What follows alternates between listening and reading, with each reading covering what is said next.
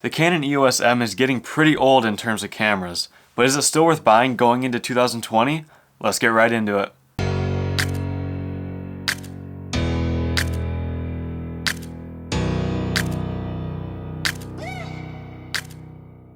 So you can pick up the Canon EOS M on eBay for about $150 right now, which seems like a pretty good deal, but let's talk about if it's really still worth buying.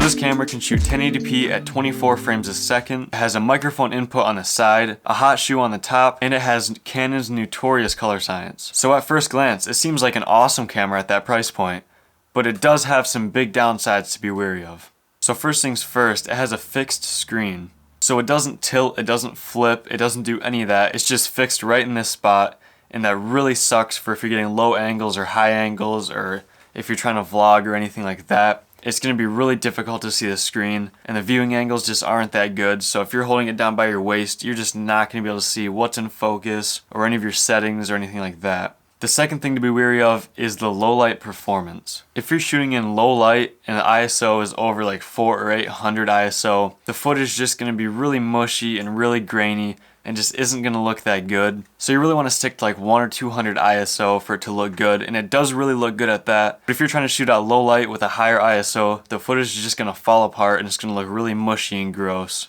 And the other huge downside is the lens mount. So the EFM mount has barely any native lenses, which really sucks for trying to get an assortment of different lenses at different focal lengths. You're really going to need to get an adapter, like the EF to EFM adapter, which is going to cost you about $100 just for the adapter.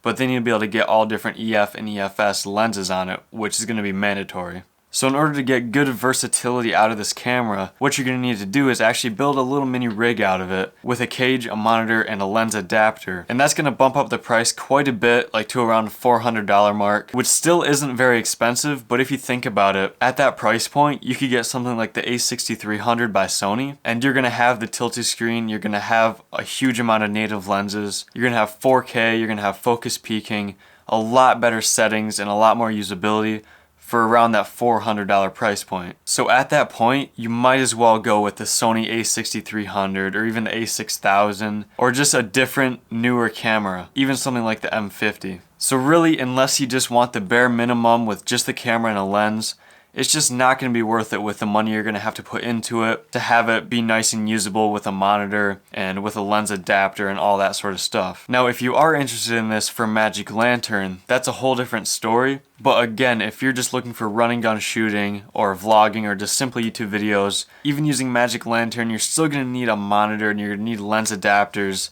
And it will shoot really good raw video, but you're really not going to need the extra quality if you're doing regular YouTube videos. Now, if you really want to get into filmmaking but don't have a huge budget, the raw video option with Magic Lantern and all of the other options it has is going to be awesome. But overall, I'd stick with just like a Sony A6300 if you're looking just to get into YouTube videos. But again, I'm not saying Magic Lantern isn't awesome. And if you do want to learn about it or get into it, this is an awesome camera to start with. And I'd recommend going and checking out Zeek's channel. I'm going to link him in the description. He's an expert when it comes to Magic Lantern. But I'm not going to get into that because I haven't used Magic Lantern that much. And I wouldn't really recommend it to somebody that's just getting into filming videos and making YouTube videos. I'd recommend something a lot more usable and simple like the A6300. So that basically wraps this up. The Canon EOS M is a great camera, but unless you want to shoot raw video and use Magic Lantern, I just can't really recommend it. It just has a lot of downsides that are really going to hinder your ability to make YouTube videos or any sort of run and gun filming. So anyways, hope you guys enjoyed this. Again, I'm not saying that EOS M is a bad camera. If you want to download a Magic Lantern and shoot raw video with it like a lot of people do, it's going to be awesome, but it's just kind of difficult to use and understand, and for a beginner, I'd definitely recommend something different. So thank you so much for watching. Hopefully you guys enjoyed this. Make sure you go down and like this video and subscribe, and I'll see you in the next one.